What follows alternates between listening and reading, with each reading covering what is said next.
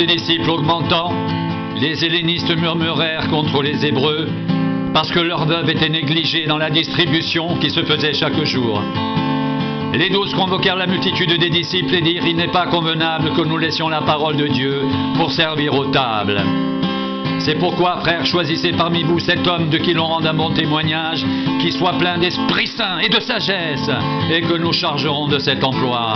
Et nous continuerons à nous appliquer à la prière et au ministère de la parole. » Cette proposition plut à toute l'assemblée. Ils élurent Étienne, homme plein de foi et d'Esprit Saint, Philippe, Procor, Nicanor, Timon, Parmenas et Nicolas, prosélytes d'Antioche.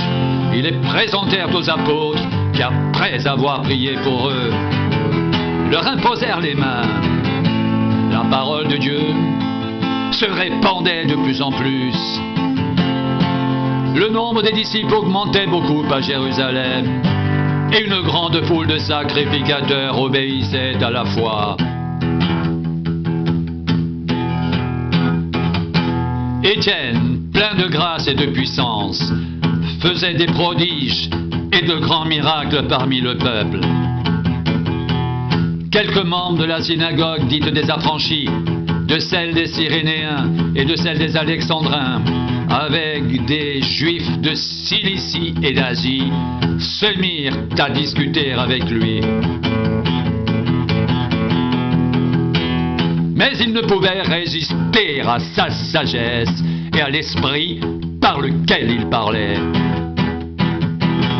Alors, ils soudoyèrent des hommes qui dirent « Nous l'avons entendu proférer des paroles blasphématoires contre Moïse et contre Dieu. » Ils émurent le peuple des anciens et des scribes, et se jetant sur lui, le saisirent et l'emmenèrent au Sanhédrin. Ils produisirent de faux témoins qui dirent « Cet homme ne cesse de proférer des paroles contre le lieu saint et contre la loi, car nous l'avons entendu dire que Jésus, ce Nazaréen, détruira ce lieu et changera les coutumes que Moïse nous a données. »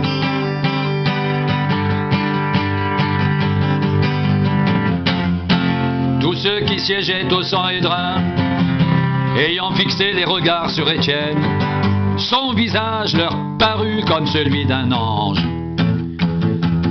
Le souverain sacrificateur dit « Les choses sont-elles ainsi ?» Étienne répondit « Homme, frère et père, écoutez, le Dieu de gloire apparut à notre père Abraham lorsqu'il était en Mésopotamie, avant qu'il s'établisse à Charan. Et il lui dit, quitte ton pays et ta famille, et va dans le pays que je te montrerai.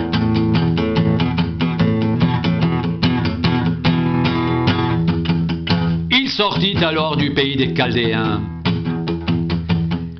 et s'établit à Charan.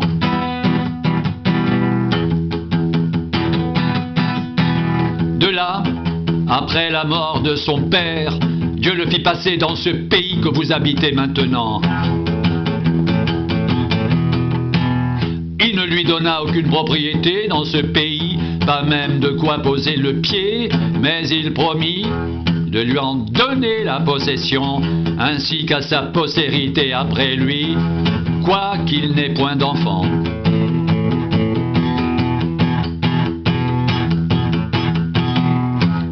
Dieu parla ainsi. Sa postérité séjournera dans un pays étranger. On la réduira à la servitude et on la maltraitera pendant 400 ans.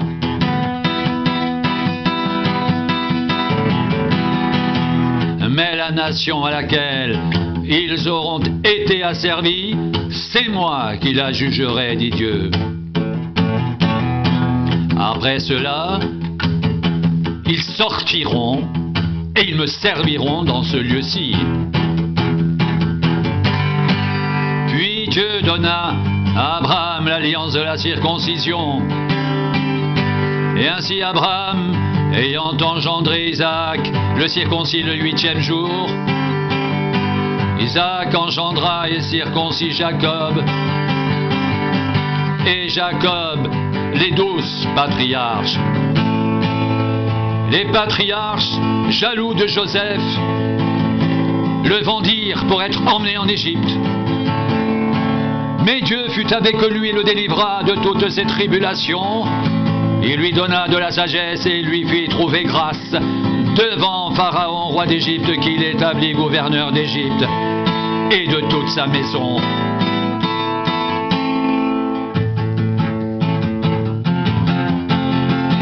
Il survint une famine dans tout le pays d'Égypte et dans celui de Canaan. La détresse était grande et nos pères ne trouvaient pas de quoi se nourrir. Jacob apprit qu'il y avait du blé en Égypte et il y envoya à nos pères une première fois.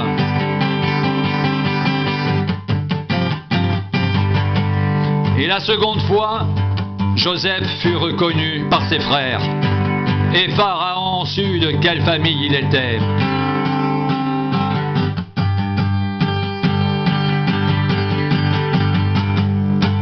Puis Joseph envoya chercher son père Jacob et toute sa famille, composée de 75 personnes. Jacob descendit en Égypte, où il mourut, ainsi que nos pères. Et ils furent transportés à Sichem et déposés dans le sépulcre qu'Abraham avait acheté à prix d'argent des fils de Hamor, père de Sichem.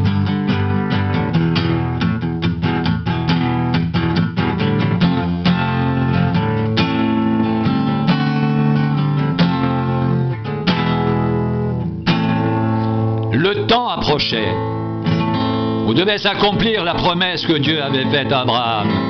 Et le peuple s'accrut et se multiplia en Égypte, jusqu'à ce que parut un autre roi qui n'avait pas connu Joseph. Ce roi, usant d'artifice contre notre race, maltraita nos pères au point de leur faire exposer leurs enfants pour qu'ils ne vivent pas.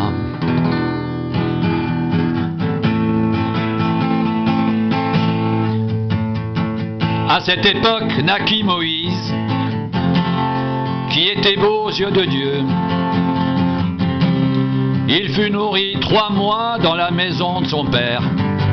Et quand il eut été exposé, la fille de Pharaon le recueillit et l'éleva comme son fils. Moïse fut instruit dans toute la sagesse des Égyptiens. Et il était puissant en parole et en œuvre. Il avait 40 ans lorsqu'il eut à cœur de se rendre auprès de ses frères les fils d'Israël.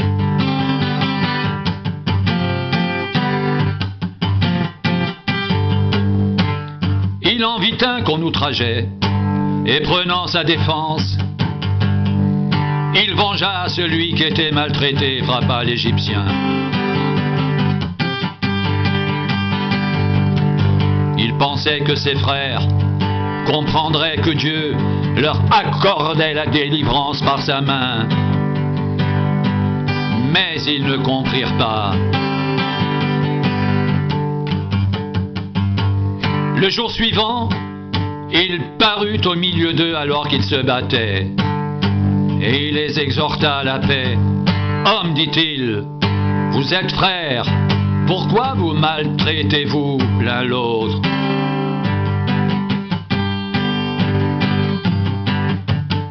Mais celui qui maltraitait son prochain le repoussa en disant « Qui t'a établi chef et juge sur nous? Veux-tu me tuer, comme tu as tué hier l'Égyptien ?» À cette parole, Moïse prit la fuite et il alla séjourner dans le pays de Madian où il engendra 2 fils.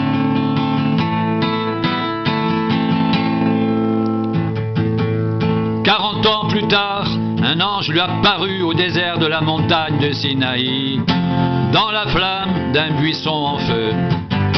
Moïse, voyant cela, fut étonné de cette apparition.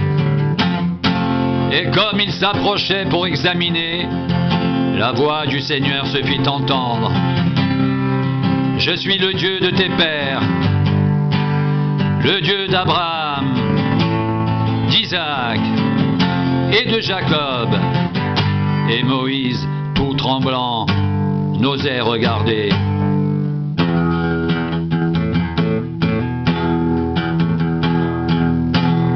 Le Seigneur lui dit,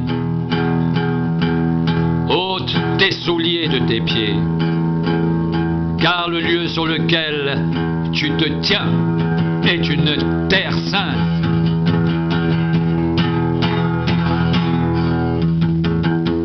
J'ai vu la souffrance de mon peuple qui est en Égypte.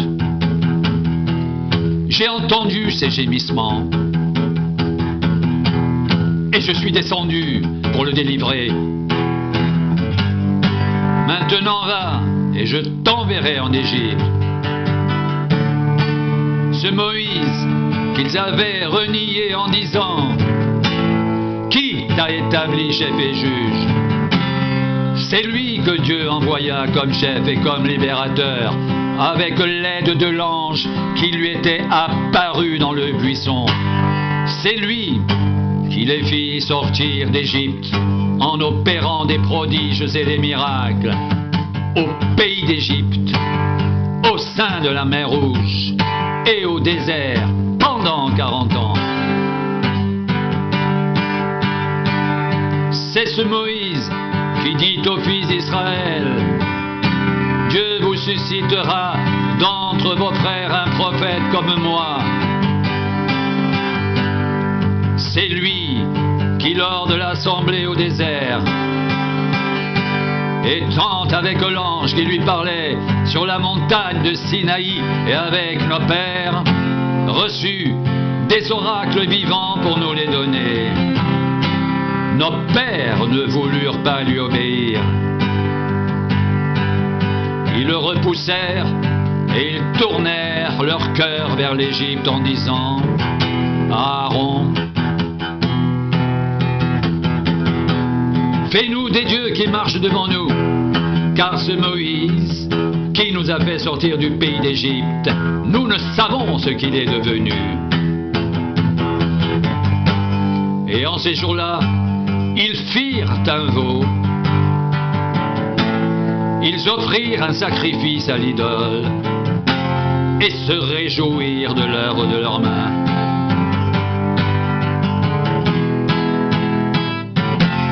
Alors Dieu se détourna et les livra au culte de l'armée du ciel, selon qu'il est écrit dans le livre des prophètes. M'avez-vous offert des victimes et des sacrifices pendant 40 ans au désert, maison d'Israël? Vous avez porté la tente de Moloch et l'étoile du Dieu enfant, ces images que vous avez faites pour les adorer. Aussi vous transporterai-je au-delà de Babylone. Nos pères avaient au désert le tabernacle du témoignage, comme l'avait ordonné celui qui dit à Moïse de le faire d'après le modèle qu'il avait vu. Et nos pères, l'ayant reçu, l'introduisirent sous la conduite de Josué dans le pays qui était possédé par les nations, que Dieu chassa devant eux, et il y resta jusqu'au jour de David. David trouva grâce devant Dieu et demanda d'élever une demeure pour le Dieu de Jacob. Et ce fut Salomon qui lui bâtit une maison. Mais le Très-Haut n'habite pas dans ce qui est fait de main d'homme, comme me dit le prophète. Le ciel est mon trône et la terre mon marchepied. Quelle maison me bâtirez-vous, dit le Seigneur, ou quel sera le lieu de mon repos? N'est-ce pas ma main qui a fait toutes ces choses?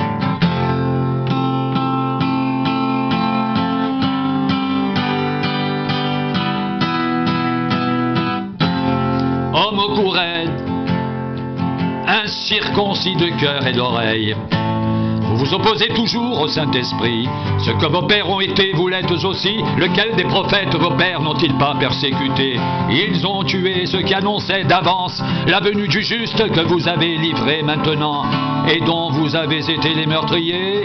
Vous qui avez reçu la loi d'après des commandements d'anges et qui ne l'avez point gardée.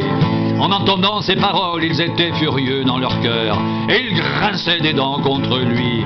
Mais Étienne, rempli du Saint-Esprit et fixant les regards vers le ciel, vit la gloire de Dieu et Jésus debout à la droite de Dieu. Et il dit, voici, je vois les cieux ouverts et le Fils de l'homme debout à la droite de Dieu. Ils poussèrent alors de grands cris en se bouchant les oreilles et se précipitèrent tous ensemble sur lui. Le traînèrent hors de la ville et le lapidèrent. Les témoins déposèrent leurs vêtements aux pieds d'un jeune homme nommé Saul. Et ils lapidaient Étienne qui priait et disait, Seigneur Jésus, reçois mon esprit. Puis s'étant mis à genoux, il s'écria d'une voix forte, Seigneur, ne leur impute pas ce péché. Et après ces paroles, il s'endormit. Saul avait approuvé le meurtre d'Étienne. Il y eut ce jour-là une grande persécution contre l'église de Jérusalem. Et tous, excepté les apôtres, se dispersèrent dans les contrées de la Judée et de la Samarie. Des hommes pieux ensevelirent Étienne et le pleurèrent à grand bruit.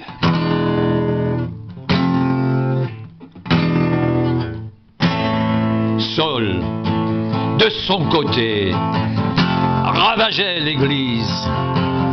Pénétrant dans les maisons, il en arrachait hommes et femmes et les faisait jeter en prison. Ceux qui avaient été dispersés allaient de lieu en lieu, annonçant la bonne nouvelle de la parole.